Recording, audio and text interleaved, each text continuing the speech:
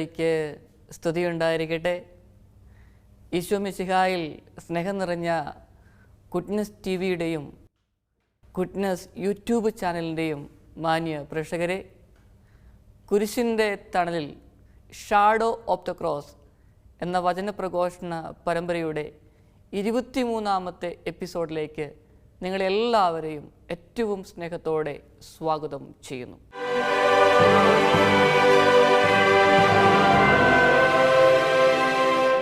പ്രിയപ്പെട്ടവരെ, നമുക്കറിയാം, ആകുലതകളില്ലാത്ത, സ്ട്രെസ്സില്ലാത്ത ജീവിതങ്ങളില്ല. നമ്മുടെയൊക്കെ ജീവിതത്തെ എങ്ങനെ സംയമനത്തോടെ നോക്കിക്കാണുന്നു എന്നതിലാണ് വിജയം അടങ്ങിയിരിക്കുന്നത്. ചില വ്യക്തികളൊക്കെ പങ്കുവയ്ക്കാറുണ്ട്, അച്ചോ ഭയങ്കര സ്ട്രെസ്സിലൂടെ കടന്നു പോവുകയാണ്, യാന്ത്രികമായി ജീവിക്കുന്നു, ഈ നിമിഷം എന്താണ് ചെയ്യുന്നതെന്ന് പോലും അറിയാൻ പറ്റുന്നില്ല, കഴിക്കുന്ന ഭക്ഷണത്തിൻ്റെ രുചി മനസ്സിലാക്കാൻ പറ്റുന്നില്ല, എപ്പോഴും മനസ്സിൽ പലതരത്തിലുള്ള ചിന്തകളും ആകുലതകളുമാണ്, രാത്രിയിൽ ശരിയായി ഉറങ്ങാൻ പറ്റുന്നില്ല, 2 or 3 മണിയാവുമ്പോൾ എഴുന്നേൽക്കുന്നു, പിന്നെ മനസ്സിനെ നിയന്ത്രിക്കാൻ പറ്റാത്ത, കടിഞ്ഞാൺ ഇടാൻ പറ്റാത്ത രീതിയിലുള്ള ആകുലതകളും സ്ട്രെസ്സും എല്ലാം കൂടെ ആയി ജീവിതം ഇങ്ങനെ മരവിച്ചു പോകുന്ന അവസ്ഥ. മറ്റൊരു തരത്തിൽ പറഞ്ഞാൽ ചത്തതിനൊക്കുമേ ജീവിച്ചിരിക്കുന്ന അവസ്ഥയിലൂടെ കടന്നു പോകുന്നു. ജീവിതം യാന്ത്രികമായി മുമ്പോട്ട് പോകുന്നു. ഒന്നും ചെയ്തിട്ട് ശരിയാകുന്നില്ല. പരാജയപ്പെടുമോ എന്ന ഭീതി ഇടയ്ക്കിടയ്ക്ക് മനസ്സിലേക്ക് വരാറുണ്ട്. മനസ്സും ശരീരവും തളരുന്ന അവസരങ്ങളിൽ ആശുപത്രികളിലേക്ക് പോയിട്ടുണ്ട്. അവർ പറഞ്ഞു, കാര്യമായി കുഴപ്പമൊന്നുമില്ല, ഒന്ന് റിലാക്സ് ചെയ്യാനായിട്ട് ശ്രമിക്കാൻ പറഞ്ഞു.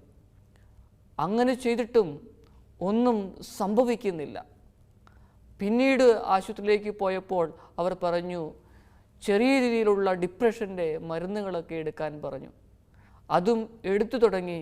പക്ഷേ വീണ്ടും വലിയ നിസ്സഹായമായ അവസ്ഥയിലൂടെയാണ് എൻ്റെ ജീവിതം കടന്നു പോകുന്നത്.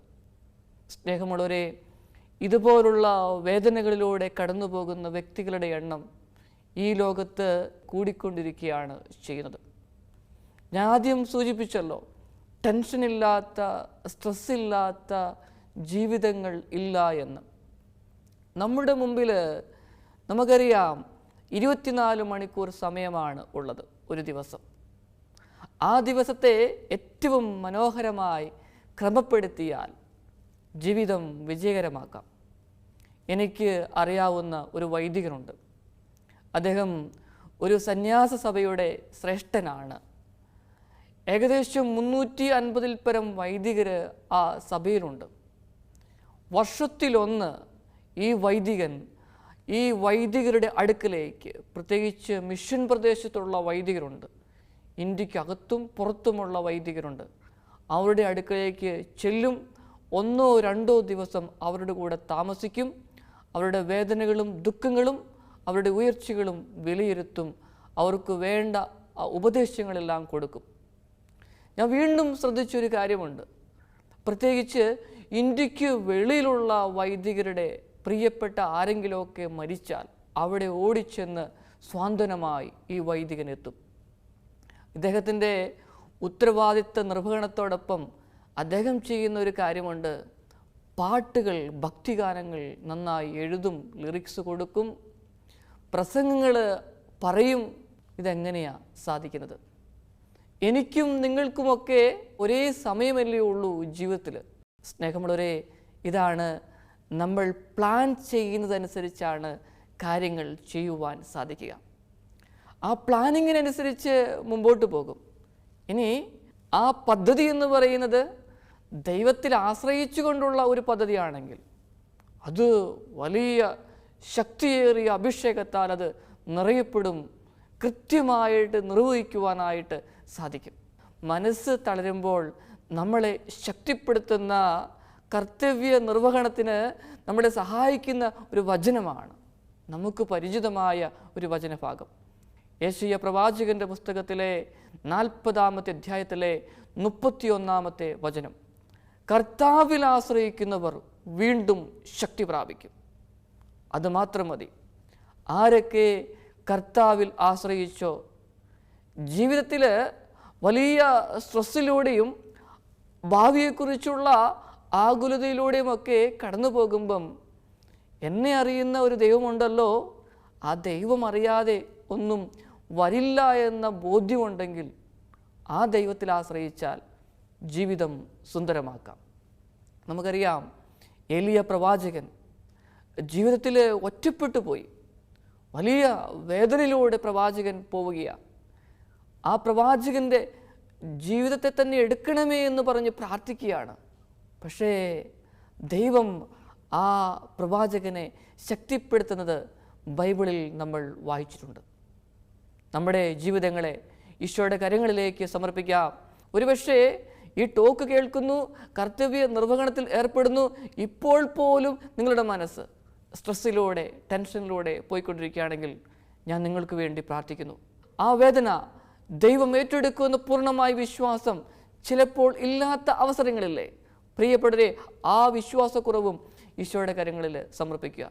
ദൈവമേ, എന്നെ കേട്ടുകൊണ്ടിരിക്കുന്ന സഹോദരി സഹോദരങ്ങൾ ജീവിതത്തിൽ ഏത് വേദനയുടെ അവസ്ഥയിലൂടെ പോയാലും, ഏത് പ്രതിബന്ധങ്ങളെ തരണം ചെയ്യുവാൻ ശ്രമിക്കുമ്പോഴും നാഥാ ശക്തി കൊടുക്കണമേ. അവരായിരിക്കുന്ന അവസരങ്ങളിൽ അവരെ ശക്തിപ്പെടുത്തി ബലപ്പെടുത്തി മനസ്സിന് വലിയൊരു വിടുതൽ കൊടുക്കണമേ എന്ന് ഈ നിമിഷം പ്രാർത്ഥിക്കുകയാണ്. ദൈവത്തിൻ്റെ അനുഗ്രഹം നിങ്ങളുടെ കർമ്മമണ്ഡലങ്ങളിലേക്ക് ഉണ്ടാവട്ടെ. ദൈവം നിങ്ങളെ അനുഗ്രഹിക്കും. ജീവിതത്തിൽ നമ്മളൊക്കെ സ്ട്രെസ്സും ടെൻഷനും അനുഭവിക്കുന്ന മേഖലകൾ ഏവയാണ് എന്നതിനെക്കുറിച്ചൊന്ന് അവലോകനം ചെയ്യാം. അതിനുശേഷം അതിനുള്ള പരിഹാര മാർഗങ്ങളെക്കുറിച്ചും നമ്മൾക്ക് കേൾക്കുവാൻ സാധിക്കും.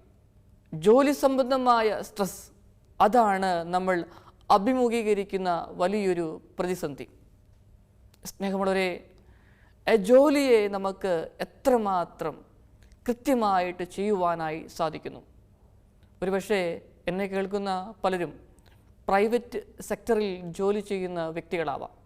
അങ്ങനെ വന്നു കഴിയുമ്പം നിങ്ങളുടെ ടാർഗറ്റ് നിങ്ങൾക്ക് പൂർത്തീകരിക്കണം. എങ്ങനെ പൂർത്തീകരിക്കുവാനായിട്ട് സാധിക്കും? ഞാൻ ഈ പ്രസംഗം പ്രിപ്പയർ ചെയ്യുന്ന സമയത്ത് എൻ്റെ മനസ്സിലേക്ക് വന്ന ഒരു ചിന്തയുണ്ട്. ഏകദേശം 110 സ്റ്റാഫ് വർക്ക് ചെയ്യുന്ന ഒരു സ്ഥാപനത്തിലാണ് ഞാനും സേവനം ചെയ്യുന്നത്. ഞാൻ ആദ്യമൊക്കെ കോമൺ മീറ്റിംഗ് വിളിച്ച് അവരോട് പറയുമായിരുന്നു, ഇത്ര കാര്യങ്ങളൊക്കെ നിങ്ങൾ ചെയ്യുവാനുണ്ട്, നിങ്ങൾ ചെയ്യണമെന്ന് ഞാൻ കോമൺ ആയിട്ട് പറയുമായിരുന്നു. 3-4 തവണയുള്ള മീറ്റിങ്ങിൽ അങ്ങനെ പറഞ്ഞു. പ്രത്യേകിച്ച് ഫലമൊന്നും ഉണ്ടായില്ല. പിന്നീട് ഞാൻ അതിനെ എങ്ങനെ കാര്യക്ഷമമായി പ്രവർത്തിപ്പിക്കാമെന്നതിനെക്കുറിച്ച് ചിന്തിച്ചപ്പം മനസ്സിലൊരു ആശയം രൂപപ്പെട്ടു. ഓരോ ഡിപ്പാർട്ട്മെൻറ്റ്, ഏകദേശം 8 അല്ലെങ്കിൽ 10 ആൾക്കാർ ഉൾപ്പെടുന്ന ഡിപ്പാർട്ട്മെൻറ്റ്, അവർ ചെയ്യേണ്ട ടാർഗറ്റ് എല്ലാം ഒരു നോട്ടീസ് ബോർഡിൽ എഴുതി വെച്ച് അവർക്ക് കൊടുത്തു. അവരത് നോക്കുമ്പം അവർക്കത് ഓരോ ദിവസവും ചെയ്യേണ്ട സ്കെഡ്യൂൾ കാണാൻ സാധിക്കും. വലിയ സന്തോഷത്തോടെ അവർ ചെയ്യും. പ്രിയപ്പെട്ടവരെ, അങ്ങനെയെങ്കിൽ നമ്മുടെയൊക്കെ ഒന്ന് സമയത്തെ ഒന്ന് ക്രമപ്പെടുത്തി, ആ ജോലിയെയൊക്കെ ഒന്ന് ക്രമപ്പെടുത്തി ഒന്നാമത്തെ കാര്യം ചെയ്തു തീർക്കുമ്പോൾ, അത് ചെയ്തു തീർത്തല്ലോ, ഒന്നാമത്തെ കാര്യം ചെയ്തല്ലോ, ഇനി 2 അതും ചെയ്തു, 3 എല്ലാം പൂർത്തിയായല്ലോ എന്ന് പറഞ്ഞ് മനസ്സിലൊരു റിലാക്സേഷൻ വന്നു കഴിയുമ്പം അവിടെയാണ് ദൈവത്തിൻ്റെ ചലനം, ദൈവത്തിൻ്റെ സാന്നിധ്യം നമുക്ക് അനുഭവിച്ചറിയുവാനായിട്ട് സാധിക്കുക. ഇനി പഠിക്കുന്ന വിദ്യാർത്ഥികളെ സംബന്ധിച്ചിടത്തോളം, കഴിഞ്ഞ ദിവസം +2 പഠിക്കുന്ന ഒരു വിദ്യാർത്ഥിയുമായി സംസാരിച്ചു.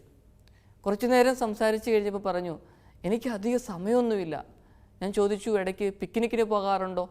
ഇല്ല, ഒരിടത്തും പോകാറില്ല. എന്താണ്? ഉത്തരം പറഞ്ഞത് ഇങ്ങനെയാണ്, ഞാൻ +2 ആണ് പഠിക്കുന്നത്.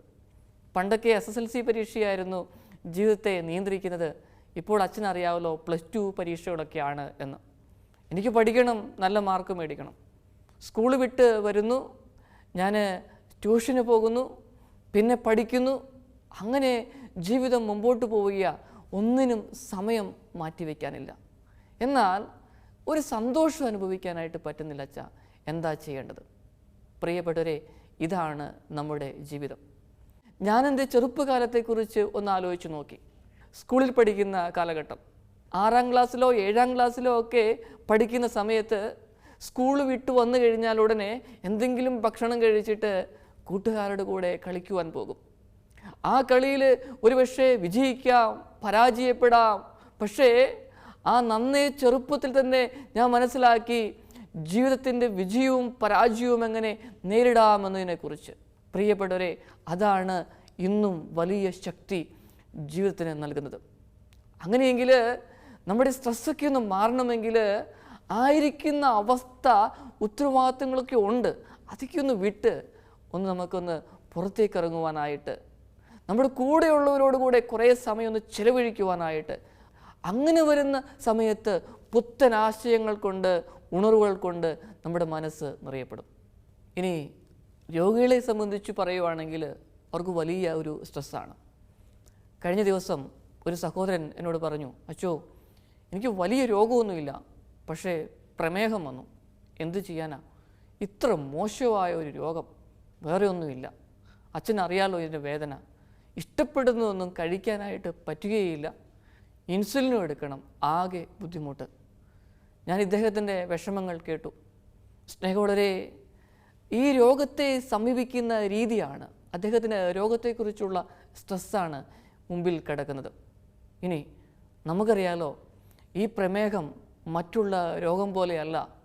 ഇതൊന്നും മനസ്സ് വെച്ചാൽ നിയന്ത്രിക്കാൻ പറ്റും. ശരിയായ ഭക്ഷണക്രമം, നമ്മൾ 3 നേരം കഴിക്കുന്ന ഭക്ഷണം 4-5 സമയം ആയി അത് കുറേശ്ശെ കഴിക്കുവാനായിട്ട് ശ്രമിക്കുമ്പം, വ്യായാമം ചെയ്യുവാനായിട്ട് ശ്രമിക്കുമ്പം, ഡോക്ടർ നിർദ്ദേശിച്ച രീതിയിൽ മരുന്ന് കൃത്യമായി ഉപയോഗിക്കുവാനായിട്ട് ശ്രമിക്കുമ്പം ഇത് നിയന്ത്രിക്കുവാനായിട്ട് പറ്റും. അങ്ങനെ വന്നു കഴിയുമ്പോഴാണ് നമുക്ക് നമ്മളെ തന്നെ നിയന്ത്രിക്കുവാൻ, ദൈവത്തിൻ്റെ സ്നേഹം അനുഭവിച്ചറിയുവാനായിട്ട് പറ്റുക. അതല്ല, എനിക്കൊന്നും കഴിക്കാൻ പറ്റത്തില്ല, ഈ ഇൻസുലിൻ എടുക്കുന്നു, വലിയ ബുദ്ധിമുട്ടാണ്, വലിയ വേദനയാണ്, എന്നും ഈ ഗുളിക കഴിക്കണം, അതൊക്കെ എൻ്റെ ശരീരത്തിൽ പ്രത്യേകിച്ച് വൃക്കയ്ക്കൊക്കെ തകരാറാവുമോ എന്നുള്ള ചിന്തകൾ കൊണ്ടിങ്ങനെ വളരെ ടെൻഷനടിച്ച് സ്ട്രെസ്സോടുകൂടെ ഇങ്ങനെ ജീവിതം കഴിച്ചു കൂട്ടിയാൽ രോഗവും മാറത്തില്ല, ആയിരിക്കുന്ന അവസ്ഥയിൽ സന്തോഷം അനുഭവിക്കാനും പറ്റില്ല. ഒരുപക്ഷെ എന്നെ കേൾക്കുന്ന നിങ്ങളിൽ ചിലരൊക്കെ ഇതുപോലുള്ള രോഗങ്ങളിലൂടെ പോയിക്കൊണ്ടിരിക്കുകയായിരിക്കാം. സ്നേഹമുള്ളവരെ, നിങ്ങളുടെ വേദന ഞാൻ മനസ്സിലാക്കുന്നു, പ്രാർത്ഥിക്കുന്നു. എൻ്റെ ഒരു കൂട്ടുകാരൻ, അദ്ദേഹത്തിന് ബ്ലഡ് ക്യാൻസർ പിടിച്ചു. ലാസ്റ്റ് സ്റ്റേജിലാണ് അറിഞ്ഞത്. ഡോക്ടേഴ്സ് ഞങ്ങളോട് പറഞ്ഞു, കൂടി വന്നാൽ 1 വർഷം. കൂട്ടുകാരനോട് ഞങ്ങൾ പതുക്കെ കാര്യങ്ങൾ സൂചിപ്പിച്ചു. അവൻ പറഞ്ഞു, ദൈവമാണ് എനിക്ക് ജീവിതം തന്നത്. അവനതിനെ ഏറ്റെടുത്തു. അവൻ്റെ മനസ്സിൻ്റെ ശക്തി കൊണ്ട് അവൻ ഏകദേശം 3.5-4 വർഷം വരെ ജീവിച്ചു.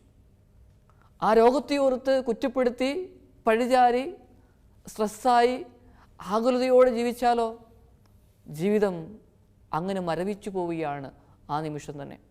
സ്നേഹമുള്ളവരെ, ജെറമിയ പ്രവാചകൻ്റെ പുസ്തകത്തിൽ 17-ാമത്തെ അധ്യായത്തിലെ 14-ാമത്തെ വചനം, കർത്താവേ എന്നെ സുഖപ്പെടുത്തണമേ, അപ്പോൾ ഞാൻ സുഖമാക്കപ്പെടും, അങ്ങ് മാത്രമാണ് എൻ്റെ പ്രത്യാശ. ഈശോയെ, ഈ നിമിഷം രോഗത്തിൻ്റെ മേഖലയിലൂടെ കടന്നു പോകുന്ന വ്യക്തികൾ എന്നെ കേൾക്കുകയാണെങ്കിൽ അവരെ സമർപ്പിച്ച് പ്രാർത്ഥിക്കുന്നു, അങ്ങയുടെ പ്രത്യാശയുടെ കരം നീട്ടി അവരെ അനുഗ്രഹിക്കണമേ.